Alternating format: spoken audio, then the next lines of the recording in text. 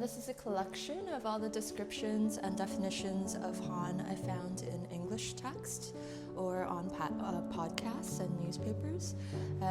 So I worked with a graphic designer to kind of put the descriptions and definitions in a creative way that feels through the text and perhaps could be read as a kind of a poem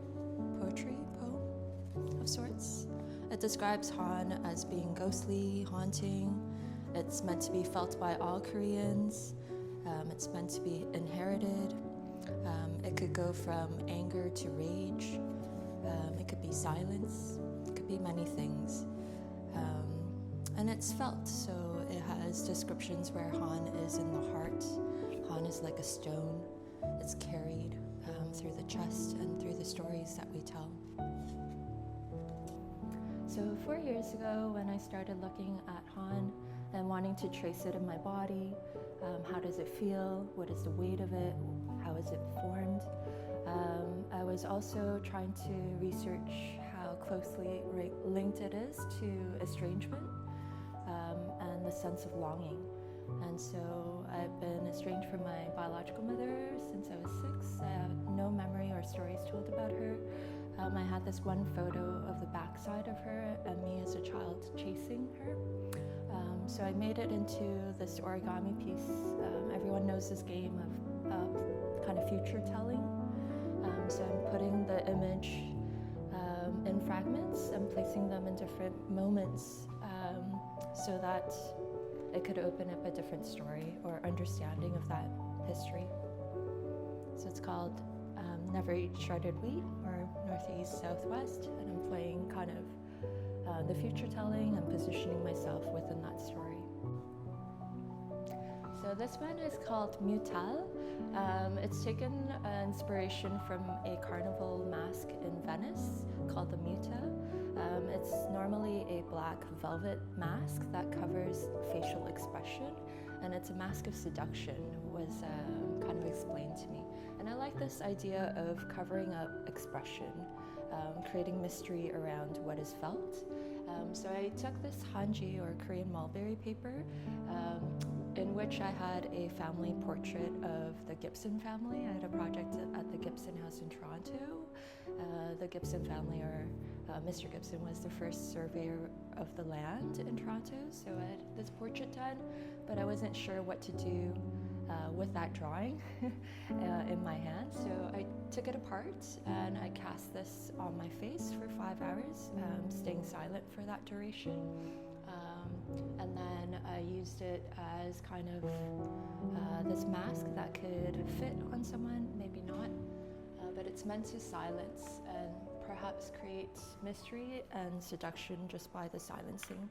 And just like the Venetian mask, instead of ribbons, you are to bite the button while you wear it.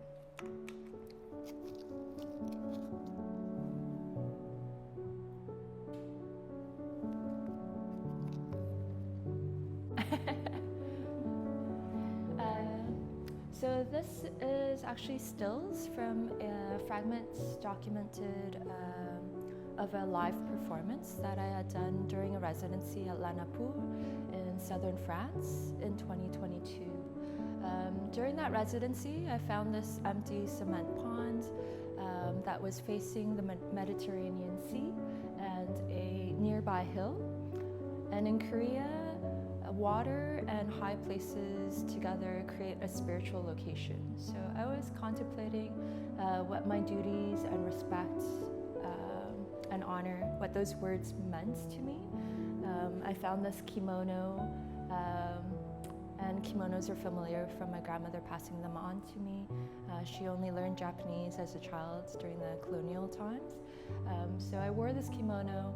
I'm doing bowing gestures for about 20 minutes, thinking through who I'm paying that respect to. I was thinking about what is the original, and when I looked into the Korean Han, Korean scholars within Korea would say, oh, outsider Koreans would never understand this Han. And I argue that. A lot of poets and scholars within North America also argue it, because we do understand it, we do carry it, we the stories of our grandparents, for instance. So I took this original preservation pot from Korea, shipped it from Seoul to LA to Toronto, kind of tracing my family's travels and immigration moments. And then I cast it. For 21 days, each pot had the weight of my hands. It's hydrocal cast embedded with Toronto soil and graphite to color it. This graphite and soil embedded in the hydrocal makes it very fragile. And so during different exhibition moments in the last 3 years, I've performed and activated it to kind of carry the breath by breathing into it, thinking through the gestures of preservation. So I'm thinking through how these fragments will exist after this show. They've been broken standing on this interpretation of the 38th parallel, which divides North and South Korea still today.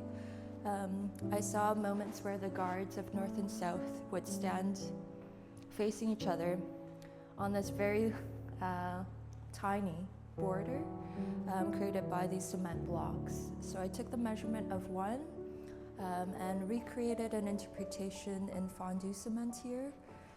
I preferred the color for it to go back to the land, but it's in fragments now because of my activation of standing on it multiple times. And so this piece will also become a different kind of form after this show as we close kind of the arc of these exhibitions. And sometimes I had an audience, sometimes I didn't. And I kind of like the fact that people missed out on the act of breaking. And then there was an expectation also formed for those who did see it break. They would ask, like, are you going to break all of them? Like, what are you going to do with the pieces? So these questions make it kind of fun to play with in terms of that dialogue between the audience and the artist, and also the art objects. So these three are a few of a whole series of wandering souls. They are made with displaced materials. So I've taken raffia, which is dried hay from Madagascar, that's been processed in India, and then you find them at craft stores in North America. But it's natural hay. I'm braiding them, I'm weaving them, I'm adding bells from China, 100 or 50 on each. This one has less, but they're meant to be activated as you wander through them.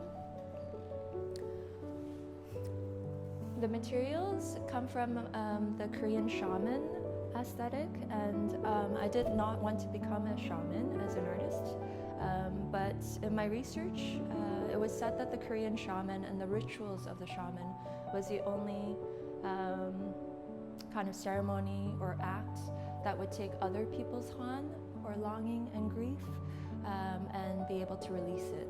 So as an artist, I took those materials and that aesthetic and that approach of the bells ringing, the hay moving, the stones nearby, to see and test if these materials alone would activate some kind of feeling, some kind of release. And that is kind of my hope, whether you carry han or not, for the audience to kind of come in, take away a feeling, but a feeling that is more of a release, rather than something that is heavy and unresolved.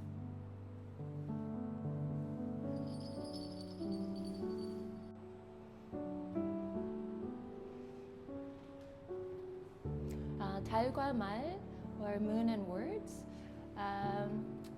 are casts in 100% Canadian beeswax. A cast of a vase I found in a flea market in Germany, where it was explained to me by the owner or the seller that the shape of the vase was looking at the Korean moon jar. And I found that interesting, to find something in a flea market in Germany that references something Korean which is kind of the way I look into Korean history as an outsider diasporic body. So I was taking the Canadian beeswax, forming it in different temperatures to create these kind of calligraphy moments, and testing how I would understand that form. Now you see them as yellow jars in a circular pattern. The full moon has lots of meaning in Korean history, and for the women, it's a gendered kind of moon and sun relation, where the moon and the full moon specifically allows women to come into a dance, a ritual, a kind of a release of their kind of grief or any kind of negative feelings. They share that through song and dance. So I have these full moon once again to release the audience's tensions or emotions.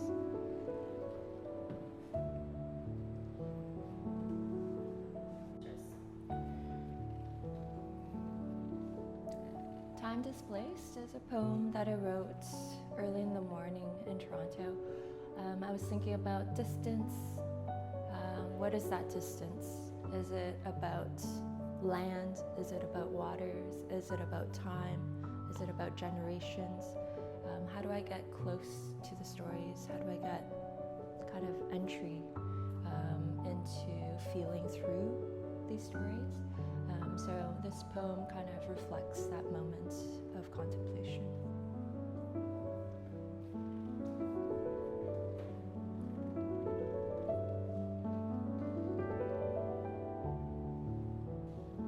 The series of works is building while in residency in Montreal this summer. This is one of the first of them. It's called Pengsar Susar, or Rambling Babblings. It talks about this feeling of not being able to simplify and understand and communicate the feelings that you feel, or the complex kind of words that describe a lot. So I was thinking through perspective, interpretation. So I'm using bloodwood that comes from Central Africa, Central America, and it's naturally red. I love the fact that it was called bloodwood. It just drew my attention. I'm using the form of a very traditional Korean window or door. I've been installing a lot of site-responsive door spaces where one has to step into or step under, bowing into the space. But for this location, I really wanted to kind of condense that narrative. So it's a window that looks into these kind of forms that are ceramic roof tiles. It's traditional hanok building tiles that I'm taking the form and shape from. But then combining it with these cast forms from parts of France, I've brought back from residencies. So this flower form is also very old and historic for a southern French kind of villa, and I'm putting it against Korean aesthetics. So these aesthetics tell a story when they're in relation to each other. And I'm creating this kind of relation in the space of viewing to talk about my way of entering that story or figuring things out, how I do it. The Measure of Han, I took the title kind of from Karen Broad's The Measure of Nothingness. I was looking at what is nothing, what is the weight of Han, when it is forgotten or when it is said that outsider Koreans should not feel it. And yet, North American scholars talk and describe it as something that is inherited by all Koreans, that it should range from anger, silence, longing, to rage, and this violent history. When I looked at Han in the Korean description, I intended to describe it and define it simply for the English audience or English-speaking audience, and yet I found myself working through all these different moments of translations, translatability, of history, of my family history, the loss of collective identity, and what it is to understand it in North America as a diasporic body. And I came to accept the fact that I failed as a translator, because as a failed translator, it gave me more opportunity to play with the gestures, the stories, the ways of understanding and putting in relation these materials, these objects, and these words. As an artist, that provides a lot more space to bring to an audience, to be in dialogue with these works.